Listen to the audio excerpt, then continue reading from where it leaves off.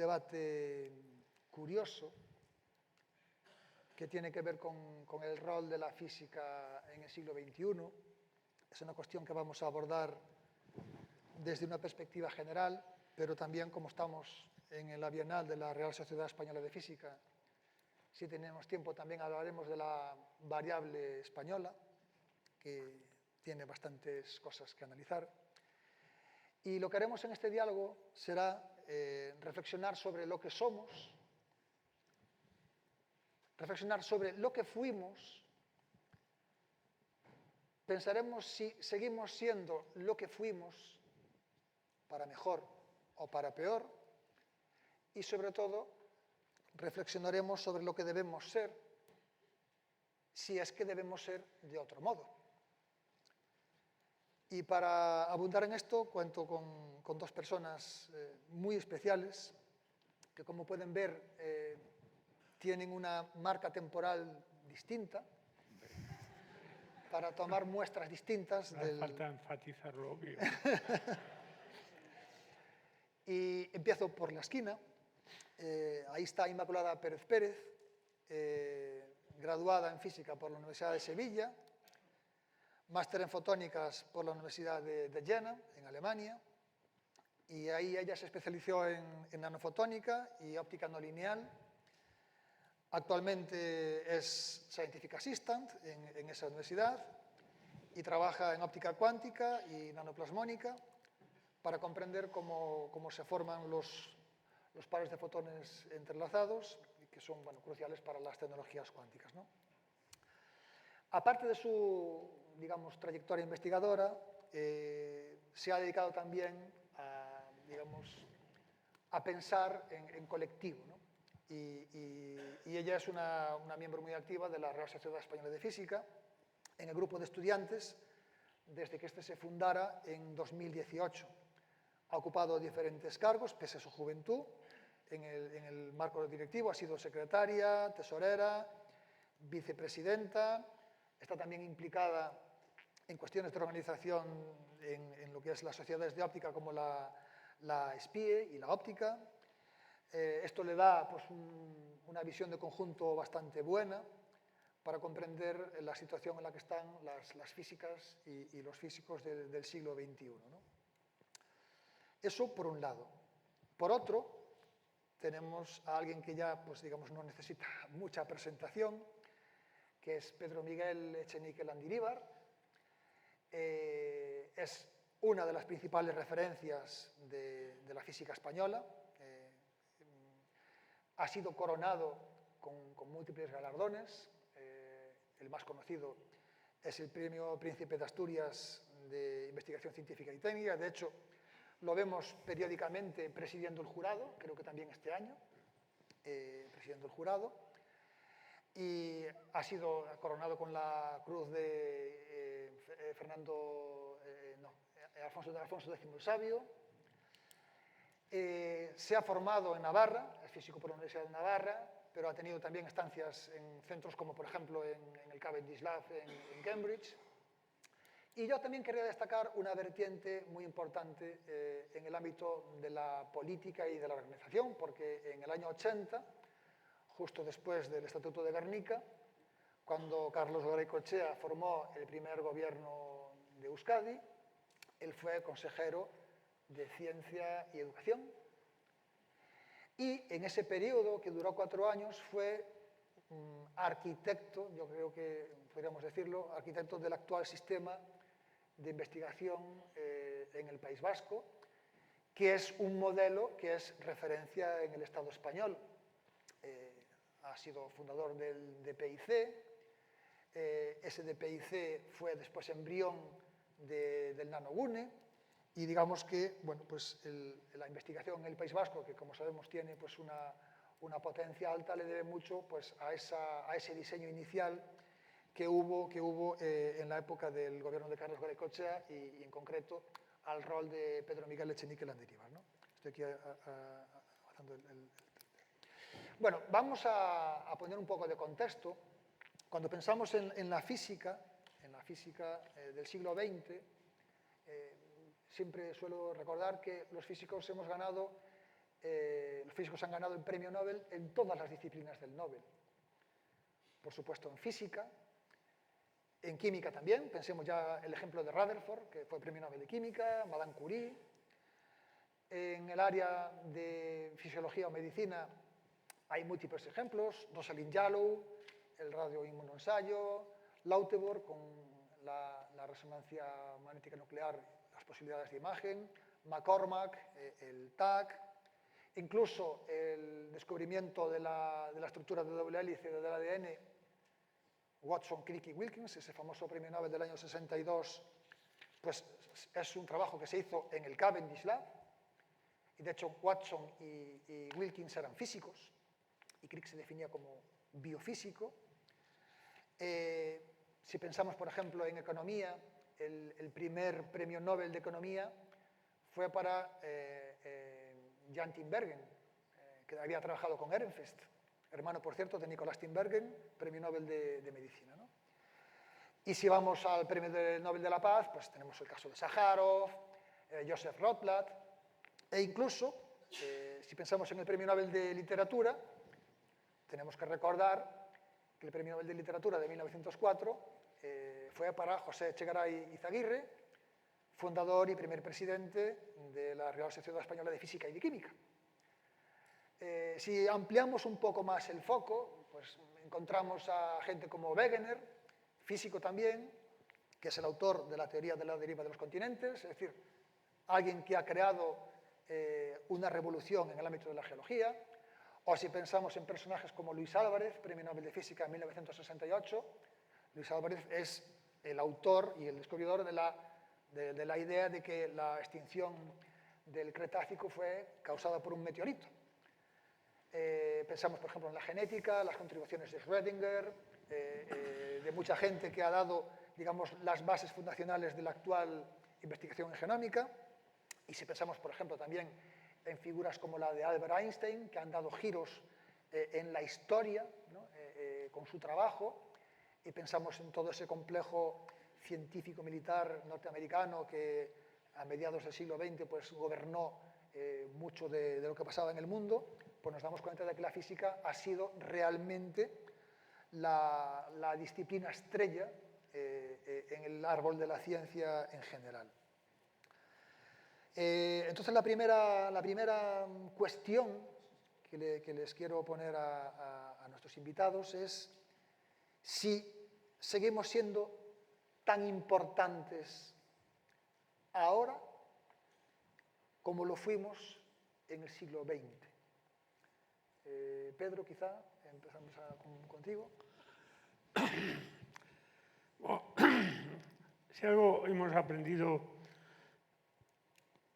por lo menos los que tienen la edad que tú tan claramente has señalado, es el riesgo de hacer predicciones, ¿no? Ya Niels Bohr solía decir que no hay que hacer predicciones, sobre todo sobre el futuro, o Groucho Marx, que el futuro no es lo que era, etc., ¿no? Si esta pregunta que me haces ahora nos la hubiésemos hecho en el año 1920, ¿qué hubiésemos contestado? No importa lo que hubiésemos contestado, pero nos hubiésemos equivocado totalmente, porque incluso si se hubiese hecho esta pregunta en Göttingen, en Cambridge, en París, en Berlín, nadie hubiese podido imaginar lo que iba a ser el siglo XX, ¿no? El triunfo de la ciencia y la tecnología. En realidad, los diálogos de este simposio, solo mirar al diálogo sobre el papel de la mujer o la inteligencia artificial, que va a cambiar indudablemente de forma cualitativa la forma de hacer ciencia, o la revolución cuántica, que antes de ayer Cirac decía que iba a traer épocas de gloria. Yo concuerdo con él, no solo va a traer épocas de gloria, sino que va a traer épocas de más gloria de la que podamos soñar, ¿no? En ese sentido, pues, el hacer predicciones es arriesgado. Por otro lado, el hacer predicciones está en la naturaleza humana, ¿no? El propio Hilbert decía, si pudiésemos desvelar el velo que esconde nuestro futuro, que esconde la ciencia del siglo XX, ¿quién de nosotros no se alegraría, ¿no? Y yo creo que ese es el punto, la única predicción que yo me atrevería a hacer de salida. La física del futuro va a superar nuestras predicciones, va a ser espectacular y va a llegar mucho más adelante que nuestros propios sueños. Pero, y por eso le doy el paso a Inmaculada, tampoco quiero monopolizar tiempo a hablar.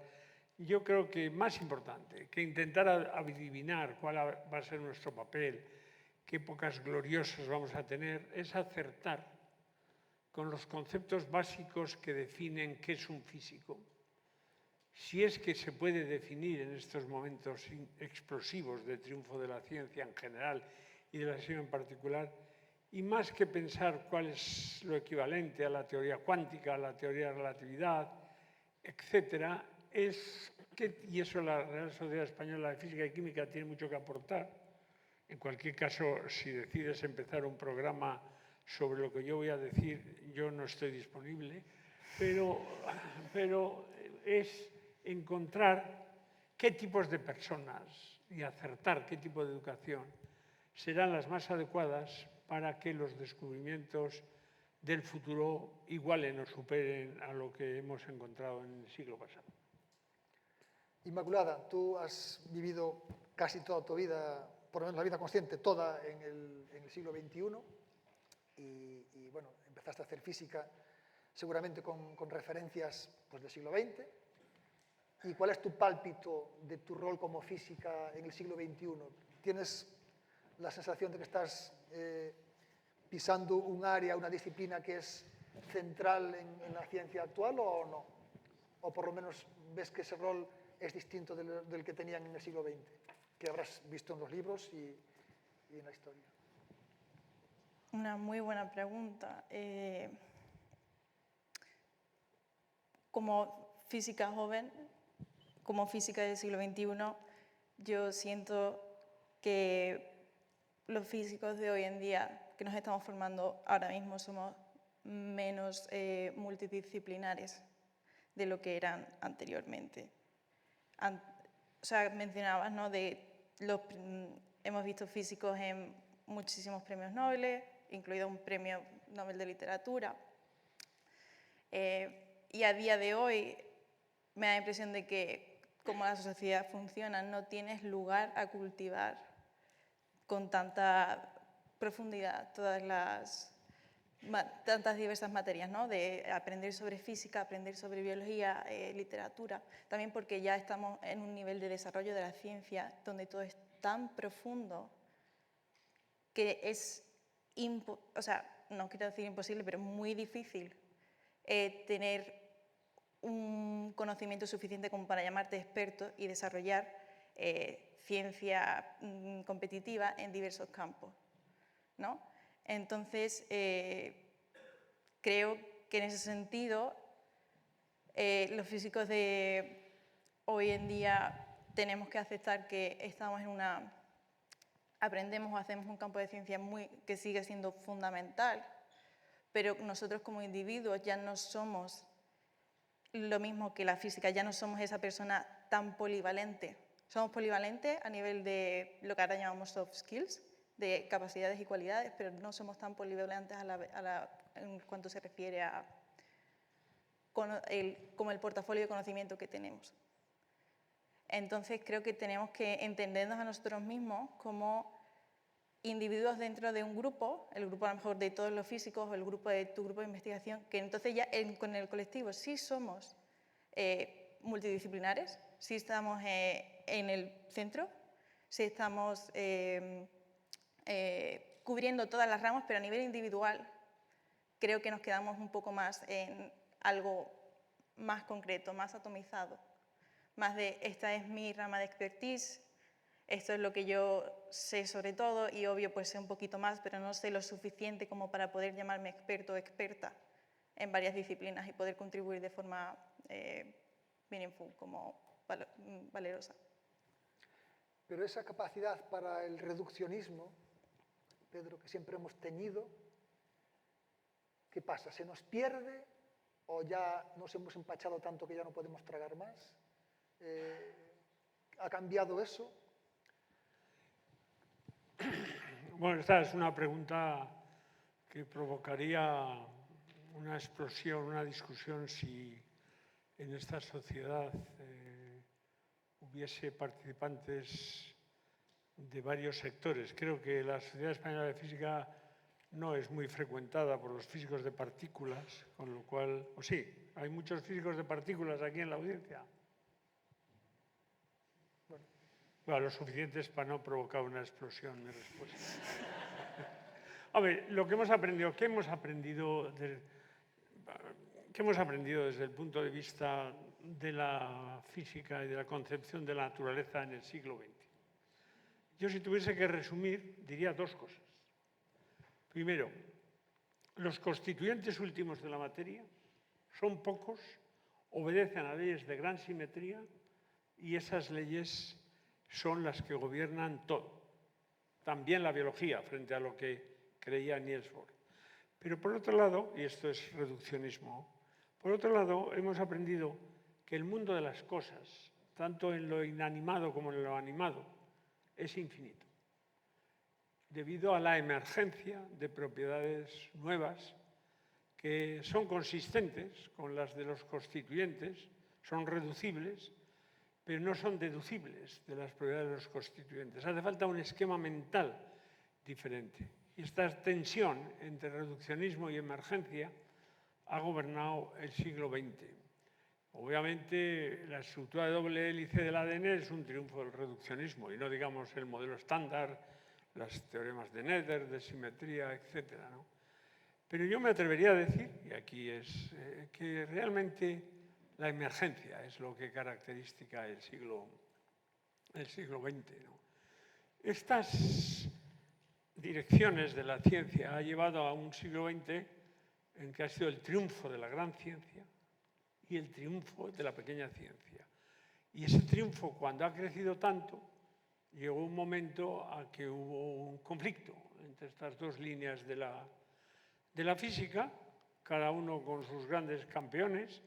Si uno lee, por ejemplo, Historia de la Física en el siglo XX, publicada por la Sociedad Americana de Física, estos son 3 libros extraordinarios que terminan con reflexiones pertinentes relacionadas con tu pregunta actual y la anterior. Los 3 últimos artículos son de Weinberg, a big hurra por el reduccionismo. El otro es Phil Anderson, de que yo tuve la suerte, ya estaba en San Sebastián muchas veces. Y el otro es Simon. Simon se refiere, John Simon, al físico de estados sólidos, se refiere a si realmente se puede definir una sociología de la física. Se puede hablar hoy de la física, después de esta explosión que señalaba Inmaculada, esta explosión de conocimiento, que hace falta que cada vez una vida sea más pequeña para llegar a la frontera y aportar algo nuevo. El triunfo de la ciencia hace más difícil la especialización, ¿no? Entonces, eso llevó a un enfrentamiento incluso entre comunidades, por ejemplo, con el Superconducting Super Collider. Y probablemente en el futuro podría llevar a un enfrentamiento si realmente el único camino de mejora en la línea de partículas son mayores, súper grandes aceleradores. En definitiva, contestando tu pregunta, reduccionismo y emergencia son 2 grandes líneas que han caracterizado el siglo XX, y lo importante es que no tengamos ni unos ni otros una actitud imperialista, que no pensemos que el bosón de Higgs es más importante que la superconductividad, cuando en realidad, además, la idea del bosón de Higgs viene de un artículo de un especialista en superconductividad, Phil Anderson, pero que tampoco pensemos los de partículas, los de materia condensada, como tenemos una tendencia innata a pensar que lo nuestro es más importante. Es decir, no hay que enfrentar reduccionismo a emergencia, necesitamos reduccionismo con emergencia y emergencia con reduccionismo. Y para abordar esa emergencia... Pero lo vamos a dejar sí, hablar sí, a Inmaculada. Ah, sí, no, Inmaculada. Sí, bueno, Pasa. No, o sea, No, te iba a tirar precisamente del hilo ahí, ¿no? Precisamente para enfrentar esa emergencia. ¿Tú ves que exista en el horizonte algún perfil más adecuado que el del físico? O por lo menos tú ves en disciplinas que están al lado de ti, ¿ves gente que está más capacitada que esto? ¿O realmente está ocurriendo que a lo que antes le llamábamos física, ahora le llamamos con 7 nombres diferentes, ¿no? Y en realidad estamos cambiando de nombre a algo que siguen siendo físicos. Lo que pasa es que el árbol se ha abierto por la parte de arriba. O sea, si te ocurre... Es para Inmaculada, sí. Sí, pues yo creo que el problema de la emergencia, como la llamáis, afecta a todas las ramas, pero igual coincido contigo en que lo que antes llamábamos físico ahora es ingeniero físico, ahora es ingeniero electrónico, físico, pero es físico de nanofotónica, por ejemplo, también un poco refiriéndonos al cambio de nombre. Él ha mencionado materia condensada. Yo recuerdo cuando comencé la carrera, el boom era la materia condensada, materia condensada, materia condensada. Ahora el boom es la fotónica. Pero sí, bueno, más o menos. Pero me refiero que el cajón desastre sigue siendo el mismo, pero estamos cambiando el nombre. De igual manera que cambiamos el nombre de lo que ponemos atención, también estamos cambiando el nombre de lo que son las personas. ¿Por qué? Porque la sociedad, de la manera en la que está evolucionando, requiere que a nivel individual nos especialicemos mucho más. Pero entonces, en ese sentido, respondiendo a tu pregunta, no veo que en un futuro cercano vaya a surgir un perfil general de alguien o de una carrera o profesión que sea que vuelva a retomar esta transversalidad que se tenía antes. Estamos, por el contrario, tendiendo siempre a cada vez más a aislarnos y centrarnos y especializarnos. Es verdad que el triunfo de la física, que ha sido espectacular en el siglo XX, hemos pasado de ser una disciplina académica a ser una disciplina industrial, a ser garante del desarrollo económico, junto con otras ciencias, a ser también garante de la seguridad militar. Y a través ahora, si se uniese la inteligencia artificial con las tecnologías cuánticas, pues no sabemos lo que nos deparará el futuro. Pero es verdad que este triunfo ha llevado a una fragmentación de la propia física, pero a la vez ha llevado a trasladar tecnologías y conceptos, pero también tecnologías, por ejemplo, los diseños o los detectores de estado sólido en astrofísica o los láseres que hemos visto aquí que pueden gobernar el estudio de los dipolos de los electrones emitidos, pues están invadiendo también campos como es la medicina con la cirugía de vejiga o también estudiando la evolución de las placas tectónicas. Las tecnologías de la información, en gran parte impulsadas por los físicos, invaden todas estas ramas y esa fragmentación pues lleva a que es muy difícil definir no solo qué es física, sino cuál es el papel que la enseñanza de la física debía tener para los físicos, que deberían aprender de otras ramas, y qué tipo de física deberíamos enseñar a los biólogos y a otras ramas. Pero no ha roto, en mi opinión, todavía por lo menos, el papel de la física, que sigue siendo en gran parte central. Claro, cuando se habla de la emergencia en realidad es una idea que viene de la biología del siglo XIX.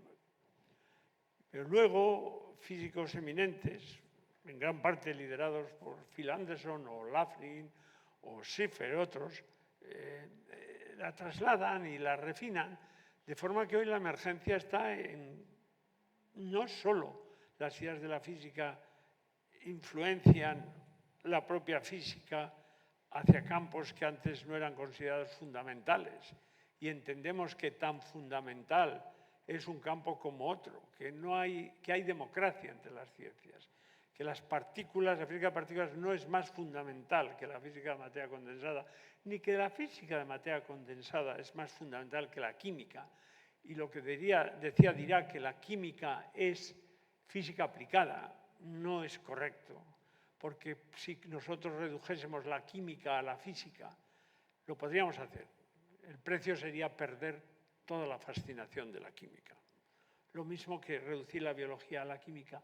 Todas las ciencias son fundamentales y en esas ciencias ahí está, en todo eso, la idea de emergencia juega un papel fundamental. Y eso es algo que los físicos debemos estar orgullosos. En vez de tener una actitud imperialista, que hemos dominado otros campos, tenemos la satisfacción de que nuestras ideas han permeado otros campos y yo creo que el futuro, la idea de emergencia va a ser la clave de la física del siglo XXI, en formas muy distintas a las que nos imaginamos. Durante tu intervención mencionaste la cuestión de la formación y eso abre un melón interesante, ¿no? Porque la cuestión es cómo se debe formar a un físico en el siglo XXI. Inmaculada, tú que has sido una física formada en el siglo XXI, ¿sientes que te han formado bien? O por lo menos cuando has salido del entorno de Andalucía y has viajado a Alemania, ¿has notado carencias, cosas que dices tú, oye, pues me hubiese sido bueno esto, o no? ¿Consideras que te han formado bien? ¿Habría que hacer alguna corrección? Pues dentro de lo que es el grupo de físicos del siglo XXI, yo creo que la física, el currículum de la física, al menos como está en España, es bastante competitivo. Estamos formados bastante bien en una diversidad de materias y también en una diversidad de métodos.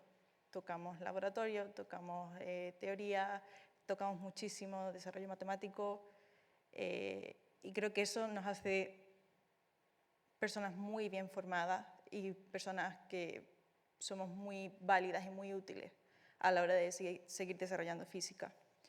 Pero también un poco con una visión un poco más global, fuera de la física.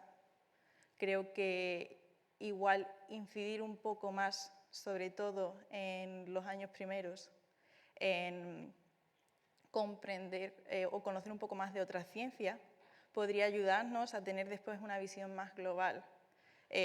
Una de las cosas buenas que tenemos a día de hoy de tanta especialización es que podemos, como ha mencionado Pedro, somos un motor muy importante del desarrollo económico de la sociedad, pero a la vez esta especialización te hace menos creativo, porque tú siempre te quedas en tu cajoncito de esto es así, yo hago esto y los métodos son así, tal cual. Si por el contrario igual logramos incidir en una formación más global, sobre todo al principio, creo que podríamos ver una mayor diversidad de ideas, como lo que se dice en inglés, ¿no?, de pensar fuera de la caja. Y eso creo que reportaría en, pues igual, ver una conexión entre las ciencias que ahora mismo falta. Ahora vemos gente a lo mejor que está haciendo nanofotónica, que están trabajando con los métodos que ocurre en la superficie, no sé cuánto, no sé qué, y después resulta que tienes químicos que están haciendo lo mismo. Pero si tú no sabes que los químicos están haciendo lo mismo, estás perdiendo el tiempo. Entonces, creo que podríamos beneficiarnos un poco de tener una idea más amplia. Y también creo que eso ayudaría un poco a el diálogo en la sociedad, ¿no? Cuando nos especializamos tanto y nos quedamos en nuestra burbuja de físicos, nos retroalimentamos. Si yo, por el contrario, tengo una formación que me permite también hablar con un químico, con un biólogo o con un ecónomo, puede haber un intercambio de ideas porque yo ya estoy formada y receptiva para ello. Y de igual manera que yo puedo conversar a nivel de ciencia con otras personas que hacen otra ciencia distinta, pues creo que también eso se puede llevar fuera a nivel completo de la sociedad y decir, somos capaces de conversar con personas distintas a nosotros, que creo que a día de hoy nos falta mucho. Claro, esto yo estoy totalmente de acuerdo y que una persona tan joven lo vea tan claro me llena de optimismo sobre el futuro, ¿no? Pero que aquí hay una tensión, que es, por un lado, Para poder aportar algo nuevo, uno tiene que tener una gran competencia técnica en su propia disciplina.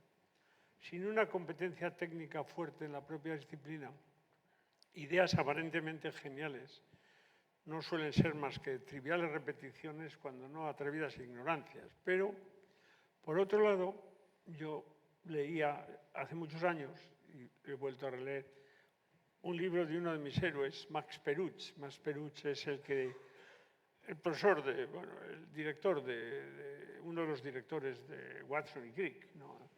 En el Cavendish, un físico origen austriaco que escapó de los nazis, y él le ingresaron, lo cual indica la poca eficiencia de los servicios británicos de inteligencia, como posible enemigo a las orillas del río San Lorenzo. Allí organizaron unas jornadas enseñándose unos a otros las luminarias que estaban presas. Y él dice algo que a mí me impactó mucho, ¿no? Cómo su excesiva especialización le había impedido aprender otras formas de aprender, no solo otras cosas, otras formas de aprender. Entonces, esa contradicción entre el desarrollo de una competencia técnica y amplitud. Hoy los físicos tienen que aprender de otras ramas. Yo, si algo me he arrepentido a lo largo de la vida, es de no haber estudiado. Cuando se estudia de una forma reglada, regulada, que es donde se sientan en gran parte los fundamentos, de no haber aprendido más biología. Añado también, y esto se refiere a los cursos de doctorado. Nuestra docencia en los cursos de doctorado va dirigida a producir papers. Es decir, si alguien trabaja en física de materia condensada y está usando los pseudopotenciales, pues tendrá unos cursos sobre la base A, HFP, no sé qué, muy especializado, ¿no? Claro, eso está muy bien, pero eso le llevará a ser, primero, clónico de su director de tesis y, segundo, le llevará a dificultades a la hora de adaptarse, lo que has dicho tú, cuando el entorno cambie, etcétera, ¿no? Entonces, esa tensión, no sé cómo se soluciona. Yo personalmente, cuando tenía la edad de Inmaculada, hace muchos años, como has señalado, pero hice muchísimos cursos generales, pues tenía una gran beca, que era la beca March, con lo cual no tenía que dar tutoriales para vivir bien. Entonces, en Cambridge no es obligatorio hacer los cursos de doctorado, pero hay una maravillosa elenco de opciones. Yo me apunté a todos, que todo se me ha olvidado, pero que me ha servido para aprender otras formas de aprender cuando ha llegado lo nuevo. Yo recuerdo con cariño, por ejemplo, por citar dos o tres, el curso de física de estado sólido de Volker Heine, Many Body Physics de Phil Anderson, acompañado de Many Body Theory de Goldstone, que es un bosón de Goldstone, que los bosones que este era uno que daba la clase sin un papel, todas las integrales, todo solucionaba. Un día que andaba un poco bebido del día anterior, puso en la puerta del despacho "Lecture cancel, professor cannot find the proof", ¿no? Ese tipo de charlas a mí me han servido a lo largo de la vida. Entonces, yo creo que la excesiva especialización de los cursos de doctorado es malo para nuestros estudiantes, dificulta la adaptación a nuevos problemas, incluso las relaciones con la industria, pero no veo salida, porque luego van a ser evaluados por una métrica numérica, etcétera. Es un lío, pero ahí la Sociedad de Física Española, con su presidente al frente, podría tener una iniciativa. No. A Ricardo Díez Muño, a Azpurua, a García Vidal, a Luis, ahí. Acaba de salir un tema también interesante, que es la parte final que quería comentar, ¿no? Estamos en la Bienal de la Física Española, de la Real Sociedad Española de Física, y yo quiero hablar del rol del físico español en el siglo XXI, ¿no? Entonces aquí también sí que tenemos muy bien elegidos a los participantes porque tienen unas visiones seguramente muy distintas, ¿no? Entonces la primera pregunta, Inmaculada, sobre este último bloque, es si tú, como física española, has percibido algún tipo de gap por tu condición de española respecto a otros sitios. Yo recuerdo que, por ejemplo, en el Trinity College, cuando uno entra en el comedor, están los cuadros, está el cuadro de Newton, después entras, está el cuadro de Maxwell, el cuadro de Rutherford, y está toda la sala llena de cuadros de gente que te caes para atrás. Entonces, en ningún sitio de España tienes una sala con cuadros de ese tipo de personas, ¿no? Entonces, evidentemente, eso a los españoles pues, quizá los ha acomplejado antes, ¿no? Porque la física española pues, no es históricamente como la física de otros lugares, pero actualmente, ¿tú percibes ese gap o no? Tú que estás en Alemania, ves compañeros de otros países, ¿notas que ese gap que pudo existir en su tiempo ahora es menor, o es igual, o es mayor? Yo, mi experiencia personal, por supuesto eso cambia a cada uno, pero en general lo que yo percibo y lo que he percibido de mis compañeros es que a día de hoy los físicos españoles estamos muy bien formados, sobre todo en la materia teórica. Y no tenemos nada que envidiar porque incluso en el momento en el que nos falta conocimiento, siempre nos sobran ganas de aprender y recursos. Y eso lo lleva a por qué tenemos tantos recursos y tantas ganas de aprender. Y yo creo que es porque desafortunadamente en España, y eso sigue pasando a día de hoy, estamos muy acomplejados, pero a la vez creo que falta por parte de la sociedad apoyar y reconocer el papel de los físicos españoles, de los científicos españoles. Porque hay científicos muy buenos, somos científicos muy buenos, hacemos ciencia muy competitiva, estamos muy bien formados, pero falta apoyo social, falta apoyo económico, falta financiación. O sea, por ejemplo, me refiero a nivel general. Hay, por ejemplo, sé que aquí en el País Vasco con el Nanogune hay muchísimo apoyo, ¿no?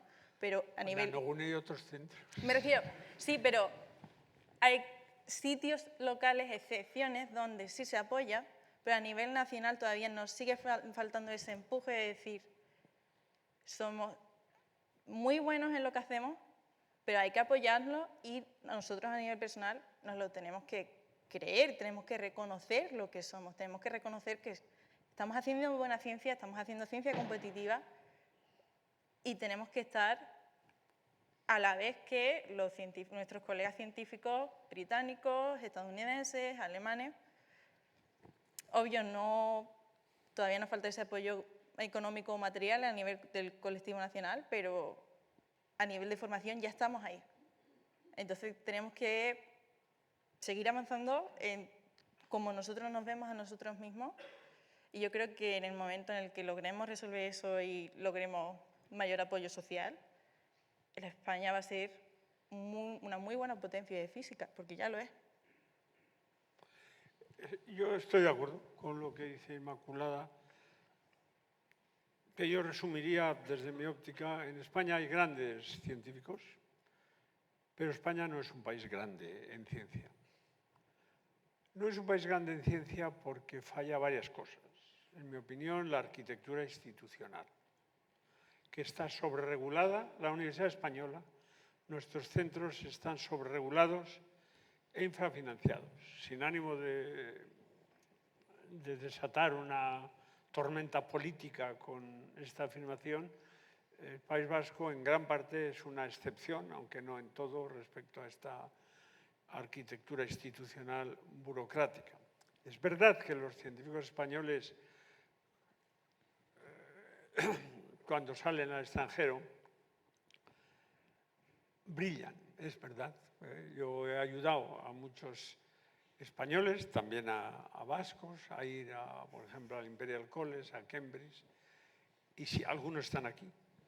Y siempre me han agradecido mis antiguos profesores la calidad, vamos a decirlo así, del material humano que les enviábamos. Pero claro, hay que decir que la gente que tiene la valentía o la iniciativa de irse a los 20 años, sobre todo antes, a estudiar por ahí fuera, porque yo tuve la suerte de tener la beca Marx, pero entonces no había fondos, no es un subconjunto estadístico normal de la sociedad, son gente especial, que tiene ese empuje, ese talento, esa fuerza, entonces es lógico que den mejores resultados. Claro, cuando uno entra al Trinity College y ve al Trinity College o otros colleges de Cambridge, ¿no? Claro, ¿qué ve? Ve 800 años de historia, 800 años de respeto al conocimiento, de respeto al saber, de cuidar todas las ramas del conocimiento, no solo la ciencia, que igual en otros países, en concreto en España, en el campo científico, no lo ha habido tanto, ¿no? Por resumir en una frase, cuando el embajador francés cenaba en el Trinity College, alabó y expresó su admiración por los jardines de Cambridge. ¿Y cómo lo pueden lograr ustedes? El máster le dijo, no, nosotros lo regamos todos los días. A lo que el embajador francés contestó, nosotros también en Francia. Ah, sí, pero nosotros llevamos haciéndolo 800 años. Claro, esa tradición también tardará en alcanzarse. Pero no es imposible, porque uno mira el avance de China y todavía no ha llegado igual a la finura de las grandes instituciones norteamericanas, en parte por la libertad y otros temas que podríamos discutir, pero se puede lograr, y se puede lograr rápidamente. No hay ninguna universidad española entre las 200 mejores del mundo, según estos rankings, que yo también tengo mis dudas acerca de la validez de los rankings, y expresé el día pasado en Madrid que dudo mucho de los que creen fanáticamente en los indicadores, todavía más de los que no quieren ningún indicador, claro. Pero sin embargo, se puede lograr y en poco tiempo. A mí el gran fallo de España, para mí, con todo respeto, no es tanto los fondos, que también, porque sin fondos hoy en la competición mundial no hay nada que hacer. No solo fondos, sino continuidad de las políticas. En ciencia es muy importante la continuidad de las políticas y una relación amable con la administración que evite rigideces burocráticas que hagan que los jóvenes tengan que estar la mitad de su tiempo escribiendo informes, etc. Y hoy la mejor política universitaria que yo creo y científica que en España no se sigue, por lo menos no con la finura que quizás con humildad se está siguiendo en algunas autonomías, es crear oportunidades en abundancia, con libertad, a los más creativos de nuestros jóvenes, sin agobiarles con rigideces burocráticas. Esto se debe hacer y no se está haciendo, en mi opinión, lo suficiente. El no hacerlo, para mí, es no solo una injusticia social con ellos, a los que les hemos exigido mucho, sino también un despilfarro económico. Eso sí, lo que tendremos que reconocer es que España progresa adecuadamente. Supongo que compartís los dos la sensación de que la posición relativa de España con respecto al resto de países es mucho mejor en el siglo XXI que en el siglo XX. Al preparar este diálogo, Pedro hablaba de la mochila que suponía en tu época, o incluso en los anteriores a ti, llegar a ciertos lugares y lo fácil que es ahora. Inmaculada, la percepción que para ti ha sido muy difícil pues llegar a Jena, llegar a lo que estás haciendo. Y después le voy a preguntar a Pedro si era más difícil antes o incluso peor. Hombre, evidentemente no es tan difícil como lo era hace 50 años o incluso anteriormente, me refiero. A día de hoy hay muchísimos más medios y sobre todo es más fácil encontrar financiación o apoyo económico, igual pues incluso de la familia. Entonces, sí que estoy de acuerdo en que lo tenemos más fácil, pero no diría lo tenemos fácil. Uno continúa teniendo que esforzarse muchísimo, de forma obvia, pero también pues tenemos nuestros retos propios de nuestra generación. Tener que ser competitivos en un campo, en una realidad donde hay muchísima competencia. Luego tú tienes que reinventarte y tienes que diferenciarte entre un grupo muy amplio de gente. Creo que las dificultades menores, pero siguen estando, igual son distintas. Tú ya no solo tienes que ser un buen científico, tienes que ser un buen científico, pero tienes que comunicar bien.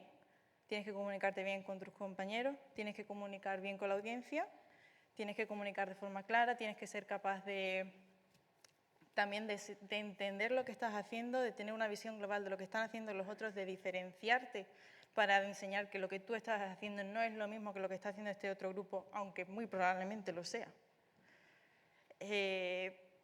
Además, pues en un entorno en el que, o en un panorama social que está muy globalizado, en el que todo ocurre en un idioma que no es el tuyo y sobre todo con una presión continua de que no sabes lo que va a pasar, no sabes lo que... Bueno, creo que es la realidad de muchísimos jóvenes, ¿no? Yo ahora mismo tengo un contrato ahora, yo ahora mismo estoy haciendo un PhD, estoy haciendo un postdoc, yo no sé lo que va a venir luego, pero como yo no sé lo que va a venir luego, yo tengo que estar preparada para hacer bien mi trabajo ahora y para poder hacer bien mi trabajo en el futuro, aunque yo no sepa cuál va a ser mi trabajo, lo cual significa que yo tengo que especializarme a nivel de mi conocimiento y lo que yo hago, pero también continuar siempre siendo lo suficientemente polivalente para poder adaptarme a lo que venga en el futuro. Y eso creo que es uno de, diría que del denominador común del científico o de la persona joven en el siglo XXI. Y igual se me hace la impresión de que esa es una dificultad distinta de la que existía hace 50 años. Ellos tuvieron que abrirse camino en muchísimos aspectos, económico, de relaciones, además el acceso a la información era muy complicado antes. A día de hoy tenemos que resolvernos otros problemas. Claro, también estoy de acuerdo con todo esto, pero el problema no es tanto ahora la capacidad de ir a los mejores sitios, porque obviamente los sitios buenos están encantados de atraer talento. Hoy se trata de crear las condiciones para que el talento creativo, el top del talento creativo te elija a ti. Y los centros buenos intentan por todos los medios crear las condiciones, como nosotros intentamos aquí en San Sebastián, en el Donostia International Physics Center, de donde surgen el CFM y Nanogune, instituciones periuniversitarias, porque en el core de la universidad no teníamos la flexibilidad de posibilitar esta atracción de talento. Pero el problema es cuando vuelves aquí, cuando vuelves a España, por ejemplo, las condiciones para desarrollar tu tarea son las adecuadas. Has podido ir, cada vez mejor, antes no se podía ir, pero los que volvieron aquí, y estoy pensando en mi campo o en otros campos, gente que yo he conocido y admirado, como Pedro Pascual, Alberto Galindo, Félix Indurain, Fernando Flores, Luis Ibáñez, gente estos de la Autónoma de Madrid, don Nicolás Cabrera, etc. Esta gente volvió y tuvo que empezar a subir al monte con mochilas de 50 kilos. Nosotros yo la he subido con mochilas de 15 cuando empecé, y ahora no solo no tengo mochilas, sino que mis colaboradores me suben la mochila. Pero aunque aquí Inmaculada decía que ella llevó una mochila de 5 kilos. Bueno, 5, 2, vamos a dejarlo en uno. Dos. Entonces, esas mochilas sí que han existido y siguen existiendo. Sí, por la estructura, etcétera, los fondos. Y en estos momentos yo no veo más camino que buscar instituciones periuniversitarias, instituciones que mantengan el core del talento de la universidad, pero que tenga una forma de funcionamiento que se escape de las estructuras actuales de la universidad, en concreto, también otra frase que va a irritar a algunos, de la dictadura de los sindicatos, porque los sindicatos, si para algo no tienen, si en algún sitio no tienen que mandar, es en un sitio donde se debe primar la excelencia, la no uniformidad, el tratar de forma diferente a los que contribuyen de forma diferente. Eso ahora se puede encontrar mejor en instituciones periuniversitarias. O sea que mochilas existen, ahora ya hay sitios donde no hay mochilas, pero hay que respetar, y este es un mensaje que quería decir. También estoy de acuerdo, por cierto, y luego podemos comentar la importancia de comunicarse, comunicar a la sociedad, entrar a temas globales, entrar a definir los fines, los medios, todo eso podemos entrar luego. Pero a esta generación, a estas generaciones que crearon las condiciones, por ejemplo, Pedro Pascual en Barcelona, otros muchos, o Alberto Galindo, o la Autónoma de Madrid, que obviamente yo tengo una simpatía especial, esa generación hay que recordarla con respeto. Yo suelo decir que esos grandes logros, que todas las olas del mar deben la belleza de su perfil a la retirada de las que les precedieron. Decías que podíamos seguir, pero nos quedan 7 minutos. O sea que, para un poco cerrar esta parte, tengo que decir que cuando hablas con varios premios Nobel británicos, tienen una sensación de declive. Ellos sienten que la ciencia británica, te dice alguno, en Petit Comité, claro, ya no es lo que era, posiblemente por el ascenso de los demás, ¿no? Y es la cuestión. Nos quedan 6 minutos, con lo cual vamos a tener que dejar cosas en el tintero, porque quería hablar, se lo prometí a Genaro, un espacio para la interacción con el público. 6 minutos o algo más. No sé si alguien quiere decir algo. Hay micrófonos por ahí circulando. Es el presidente, por supuesto, el primero, que ha sido invocado. Ah, bueno, pues no va a ser el primero el presidente. Bueno. Sí, sí, sí. Sí.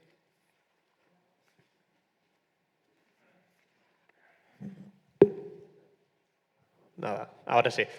Vale.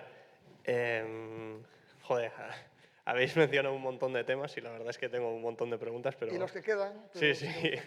Esto se puede alargar hasta la noche, pero bueno.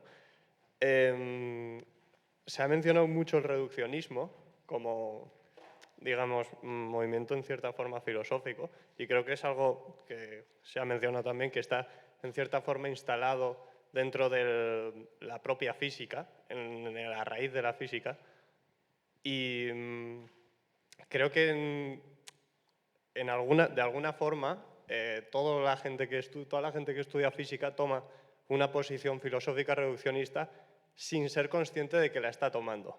O es un peligro y creo que es una realidad. Entonces, más allá de también estudiar y no tener esta posición imperialista respecto al resto de ramas de la ciencia que estaba mencionando antes Echenique, habría que considerar tal vez estudiar filosofía dentro, o al menos filosofía aplicada dentro de la física, si realmente se quiere tener una visión más global. Muchas gracias. ¿Quién responde? ¿O los dos?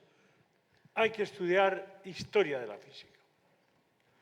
Filosofía de la ciencia hay que estudiar una vez que se sabe ciencia. Porque yo veo cantidad de jóvenes que quieren contribuir a la filosofía de la mecánica cuántica. Me parece bien, pero después de saber mecánica cuántica. La historia de la ciencia muestra, en mi opinión, la importancia del reduccionismo. El siglo XX es el triunfo del reduccionismo, pero muestra también que eso no legitima considerar que unas ramas de la física o la propia física es más fundamental como ciencia que otras ramas de la ciencia. Que la química es tan fundamental como la física, que la biología es tan fundamental como la química, que la fisiología es tan fundamental como la biología molecular, y que el que algo sea consistente con lo anterior no implica que no esté desacoplado conceptualmente de lo anterior, y que tiene que existir niveles, ideas cualitativamente nuevas. Por lo tanto, yo no me opongo al reduccionismo, me opongo a considerar que el reduccionismo justifica que una ciencia es más fundamental y, de paso, todavía, si eso llevase como corolario a derechos de financiación más específica. Entonces, y para eso, la filosofía, a mí la filosofía me gusta mucho, pero en un nivel muy elemental. Quiero decir, yo leo todos los años la historia de la filosofía occidental de Bertrand Russell, Pero eso no me justifica a mí el tener que opinar sobre los fundamentos filosóficos de la física cuántica, a la que veo que cantidad de gente opina con una ligereza tremenda. Dicho de otra forma, el edificio conceptual de la ciencia moderna en gran parte se fundamenta, lo dijo Cirac ayer, sobre la mecánica cuántica, y lleva una base filosófica, que es una cierta incertidumbre, el hecho de que el sujeto no está alejado del objeto, y que eso completado con el teorema de Gödel, que viene a decir que hay proposiciones en todo el sistema lógico, también en las matemáticas, que son indecidibles, entre las cuales se encuentra la propia fundamentación de la teoría. Es decir, que la matemática es un edificio que tiene los pies de barro, igual que la física, etcétera, y que vivimos en un mundo de incertidumbres y que es bueno que sepamos esto. En ese sentido, yo estaría de acuerdo a que se estudie filosofía, sobre todo después de haber estudiado un poco de historia de la ciencia. Inmaculada. Puedo añadir, de igual, o sea, creo que estudiar filosofía podría ser interesante. También ha mencionado historia de la física. Y eso me ha llevado a recordar, ¿no? Yo durante mi máster tuve la oportunidad de tomar una asignatura que fue Historia de la Óptica. Entonces, yo, en contexto, yo estudié en Jena. Jena es como el centro de la óptica en Alemania y es donde pues está la compañía Zeiss. Zeiss es muy importante, ¿no? Y allí aprendimos no solo historia de la óptica de qué hicieron los científicos, pero también una parte que los que nos quedamos en la universidad pecamos, que se nos olvida que los físicos no somos solo filósofos o científicos aislados, somos miembros de la sociedad y hay que transferir el conocimiento.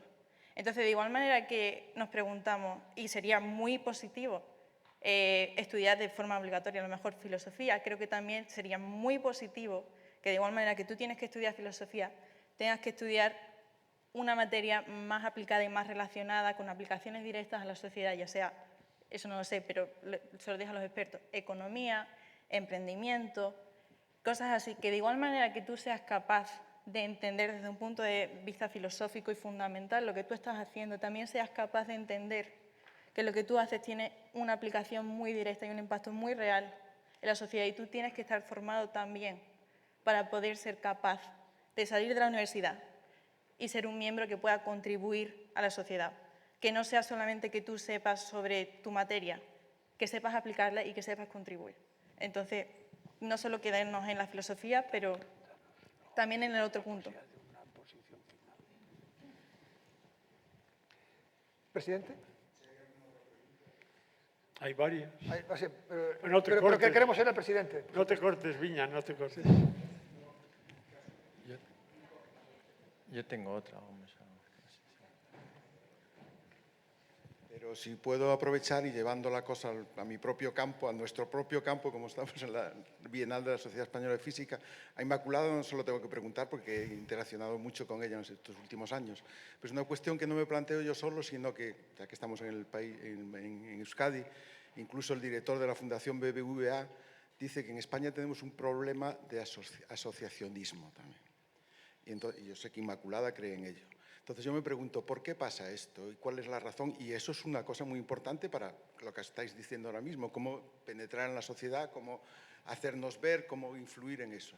Si nos comparamos, por ejemplo, en Alemania, el número de socios que tendría que haber en la Real Sociedad Española de Física tendría que ser al menos el doble que la que tenemos aquí. ¿Cuál es el problema? ¿Por qué en España no tenemos eso? Y había otro tema, pero no hay tiempo, porque lo habéis pasado y tú lo has dicho, Pedro, también. La física en el siglo pasado tuvo o tiene un problema que a la gente a veces nos echa en cara también, que es la bomba, ¿vale? Y eso también, cómo ha influido eso en la visión que tiene la sociedad de la física y alguna gente que está en contra de la física en ese sentido. Pero bueno, el primer punto es el que más me interesaba, si podéis. El primero, no sé exactamente cómo contestar a esa pregunta, pero sí puedo comentar. Efectivamente, yo el día pasado estuve en Berlín, que tuve el privilegio de dar lo que se llama Ceremonial Lecture de la Sociedad Alemana de Física, y ahí pregunté cuántos hay. Me dijeron que estaban en 55, han bajado 49.000 socios, Creo que España, no sé exactamente, la sociedad española 3.700, estará unos 3.700, ¿no? 3.000 o así. 3.700. Claro, el factor tenía que ser... No sé, quizás también es porque es una sociedad en que quizás la cultura científica no está tan desarrollada y esto incide con no solo lo útil, sino transmitir a la sociedad qué hacemos, para qué sirve lo que hacemos, por qué hacemos lo que hacemos, es decir, contribuir a una sociedad científicamente informada, que si es así estará más capacitada también para tomar decisiones sobre el futuro. Y luego ya no puedo resistir, porque el día pasado veía por tercera vez la película Oppenheimer. El triunfo de la ciencia y de la física del siglo XX es el triunfo de la guerra. No tanto el triunfo, la bomba no gana la guerra. La bomba se echa, la curiosidad tal, se había un debate ético impresionante y también los físicos debemos preocuparnos por las consecuencias que se derivan de nuestros actos, pero la guerra la gana el radar y la rotura de los códigos. La rotura de los códigos en la que están envueltos físicos o físicos con información. Pero eso nos lleva al tema de la ética. El tema de la ética, es decir, los científicos, los físicos en concreto, tenemos que estar disponibles para la sociedad para contestar a los problemas que ésta tiene y que nos pone. Es decir, en la frase famosa y cínica de Churchill a Niels Bohr, debemos estar on tap, disponibles, pero nunca on top. Obviamente no podemos estar on top absolutamente, porque a los científicos no les corresponde decidir sobre el futuro, pero no podemos estar solo on top. Tenemos que participar en la configuración como ciudadanos responsables de los fines y de los objetivos de la sociedad. Fines y los objetivos de la sociedad, no solo proporcionando los medios para lo que otro decida. Y en ese sentido la fortaleza de un asociacionismo, ligando los dos temas, sería conveniente. Pero si las propias instituciones de gobierno no reconocen la validez de estas asociaciones, es muy difícil que la sociedad siga. Yo no sé cómo está financiada la Deutsche, no sé qué, pero estoy seguro que bien. Y aquí, por lo que me dicen, no tenemos ni para una buena comida. ¿Hay una pregunta? Allí. Bueno, mientras llega el micrófono, yo quiero hacer una pregunta que quería... Hablando de la física española en el siglo XXI, ¿tendremos 2 premios Nobel de física españoles antes de 2035 o 2040? ¿Cómo lo veis? ¿Sería importante? Yo creo que sí, por imagen. Por imagen. Yo creo que por imagen y, bueno, por reconocimiento de la... Vamos a aspirar a tener 20 premios Max Planck, 20 premios Wolf, 20 premios Príncipe de Asturias, y luego ya vendrá lo otro. Para mí no sería importante. Hoy, los premios Nobel de hoy en día, bueno, obviamente sería estupendo, pero no sería muy importante. Los premios Nobel de hoy en día, tenemos una imagen mítica del premio Nobel, de Einstein, etcétera, pero yo desafío a esta comunidad de físicos a que si les pregunto cuáles son los premios Nobel de física de los últimos 5 años, a ver quién de aquí acierta los 5. Tú. Bueno, tú eres gallego. ¿No? Inmaculada. Nosotros los premios Nobel los seguimos con mucha ilusión cuando salen, ¿eh? ¿Quién es el premio Nobel de física de hace 2 años? Fue algo de cosmología, ¿no? Bueno, Anne Lullier y la gente del Yocto II fue hace... Son las 6 de Acto Segundo. Sí, sí. Y hace 2, no sé si fue... No, Penrose fue en el año 20, con los de los exoplanetas. Peebles fue el 2019. Por cierto, los exoplanetas son de Cambridge. Es verdad que Inglaterra está en decadencia, pero porque está en decadencia en otros campos también. Pero Didi Queriol está en Cambridge. Penrose es de Oxford. Sí, el 2022... bueno, a ver, nos tendría que pasar 2 minutos más, pero te los acabaría diciendo, ¿eh? Pregunta ahí. Sí, muchas gracias por darme paso. Quería agradeceros este coloquio tan interesante que habéis hecho. Solo quería resaltar un punto que me parece importante y que no se ha tocado, que es una de las características que yo considero que tenemos ahora en el siglo XXI y ya empezó en el siglo XX, en la ciencia, que es el cortoplacismo comparado con una visión a más largo plazo que había a principios del siglo XX. Y esto está determinado por la política científica, por cómo es nuestra sociedad, por la forma en la que se nos fiscalizan los resultados y por una serie de cosas que es muy difícil salir de ello. Quería saber vuestra opinión sobre esto. Bueno, a todo esto, Giorgio Parisi fue un año y Alain Aspect fueron nosotros, que me estaba acordando. Porque Alain Aspect vendrá a Santiago el año que viene, posiblemente. Bueno, pero yo antes he dicho que una característica de una buena política científica es una relación amable con la administración para evitar rigideces burocráticas. La otra es el largo plazo, la continuidad en las políticas. El largo plazo caracteriza a la ciencia porque es la idea de progreso. A diferencia de arte, no tendríamos la Gioconda sin Leonardo da Vinci o no tendríamos la Última Cena sin Rafael. Pero tendríamos la estructura de doble hélice de ADN sin Watson y Crick. Tendríamos la relatividad restringida sin Einstein. Quizás la general hubiese tardado más. Largo plazo. Apoyarnos a las espaldas de los gigantes anteriores o todas las olas del mar deben la belleza de su perfil a la retirada de los que les precedieron. Continuidad en las técnicas. Y ya podemos concluir esto. Sí, vamos a tener que concluir porque ya es un poco tarde y simplemente quería pediros que, bueno, una especie de conclusión final, vuestra opinión sobre el rol del físico, de la física en el siglo XXI. Si me parece voy yo para dejarte cerrar el simposio. No. Por aquello de beauty before age. ¿O prefieres tú? Si no, pues siendo tú una persona tan ilustre, deberías cerrarlo tú. Pero a mí me pareces tú muy ilustre. No, también. no. ¿Quieres hablar? Bueno, te lo cierro. Tú cierra. Pero tienes que decirlo tú, Ok. es lo tuyo. El rol del físico en el siglo XXI. Yo creo que, o sea, me sale la palabra en inglés, pido disculpas por ello, o sea, porque mi principal idioma ahora mismo es el inglés, ¿no? Pero es como key enabler, como una persona que es clave. No vamos a ser héroes, no vamos a ser referentes como mencionábamos antes Einstein, no sé, o tantísimos otros científicos, pero sí que como figura del físico vamos a ser una figura que es esencial para el desarrollo de todas las partes de la sociedad. Aquí hemos visto en las intervenciones de la gente las preguntas muy adecuadas del moderador, las intervenciones de Inmaculada ampliando el campo, que realmente al físico del siglo XXI se le pide ser Superman.